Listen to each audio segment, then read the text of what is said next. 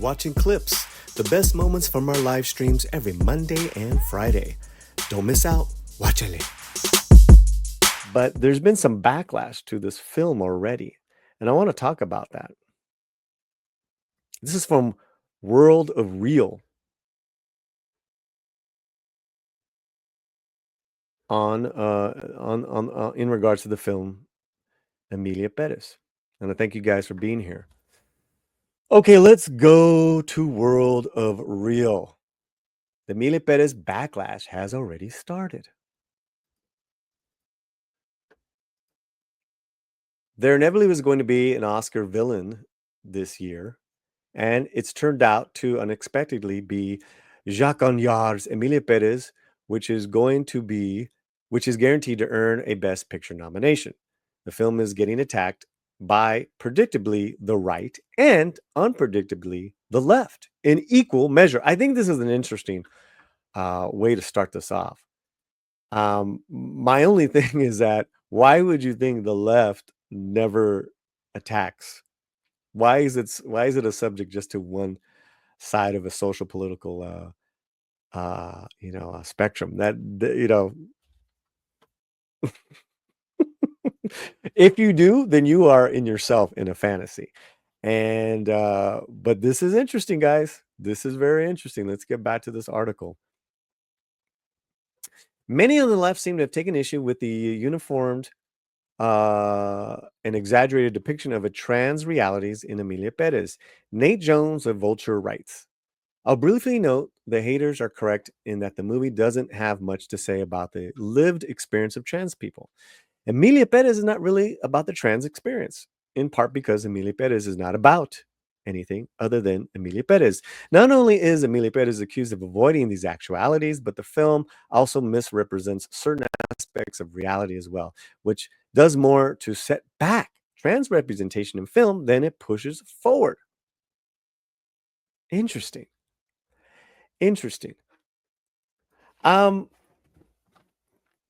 This is the problem when, let's say, maybe the filmmakers don't, and definitely the actor doesn't, but let's just say this is a problem when a studio and marketing team markets a film as the ultimate experience in Black cinema, the ultimate Chicano history movie that you need to see, the ultimate trans movie for you. There, you're already shooting yourself in the foot.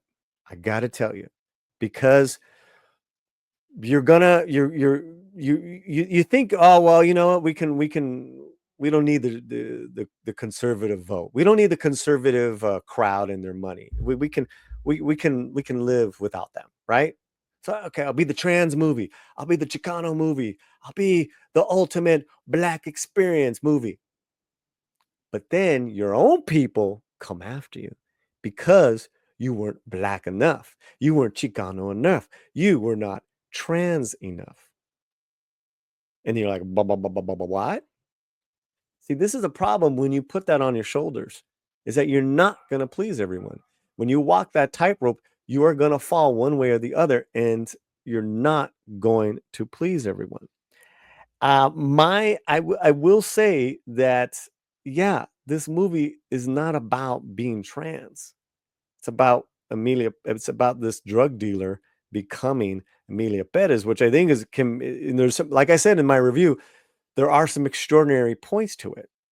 Some pretty good scenes. But it doesn't fail as a movie because it's such a trans movie. It fails in a movie because it's just not good storytelling.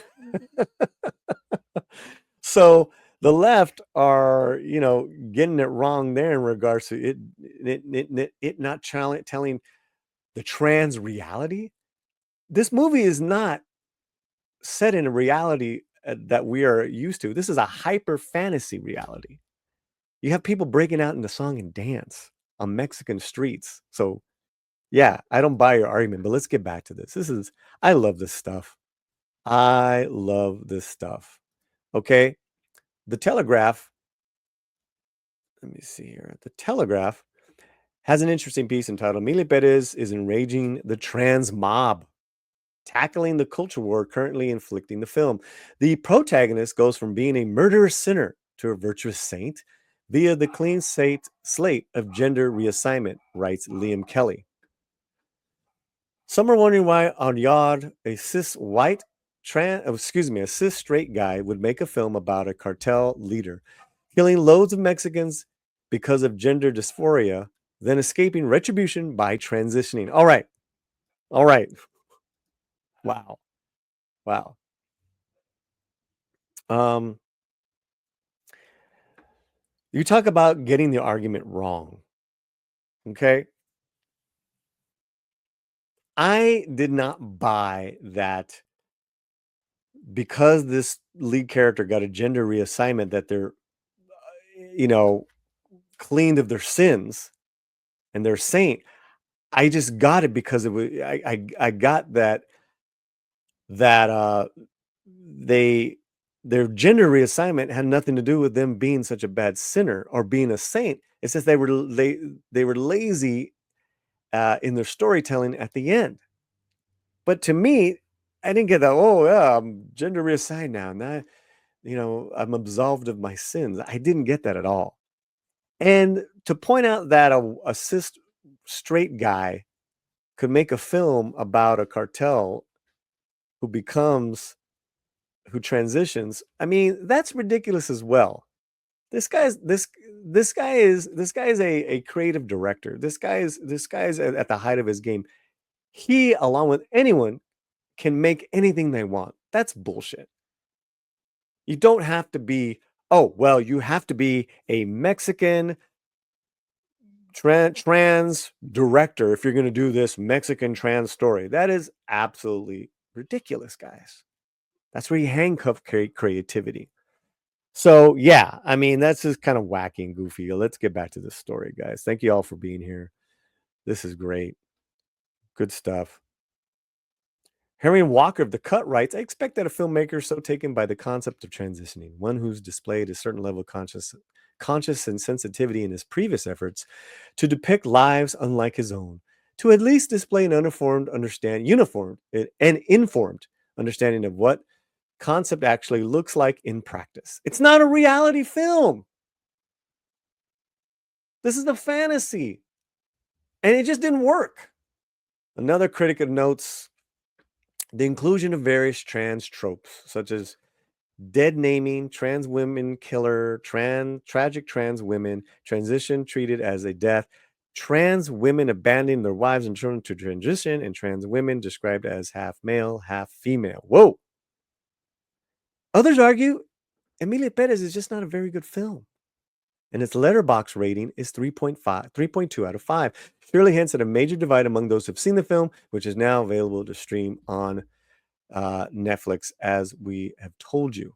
The inclusion of various trans tropes. I gotta tell you, I agree to a point. Here's my thing with tropes and stereotypes. They're all rooted in reality. And if you do them well, then the stereotype and the trope can serve your story. Right? It's like, oh, you're going to do another gang film with Latinos and blacks. Oh, that's a pretty good movie, though.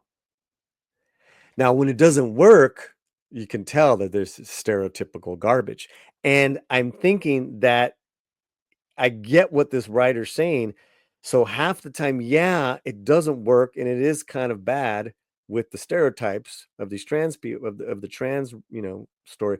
But that being said, sometimes it does work in the film, but not enough for me to recommend this film at all. And 3.2 out of 5, because I think I was giving this movie 4 out of 10. I would have to be at a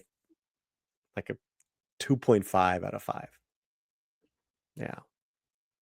Yeah. Okay, what else does this story have to say? Yeah, it's just really not a good film. Totally. It should be noted that the lead of the film, played by a trans actress who obviously approved of the film, but that doesn't seem to be enough for those trans mobs, since the film was deviously written and directed by a straight white guy. I mean, none of that should matter. Guys, none of that should matter.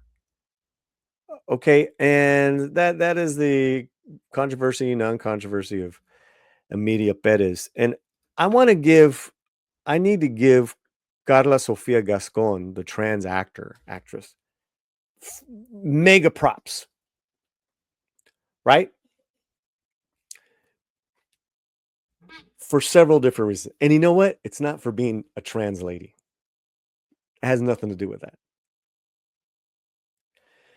This role was very difficult to do because the actress had to put on a full like rubber nose, you know, the whole, costume, what do you call it? Like a mask, everything to be the drug dealer at first and then transition into this other Emilia Perez character. That was so cool.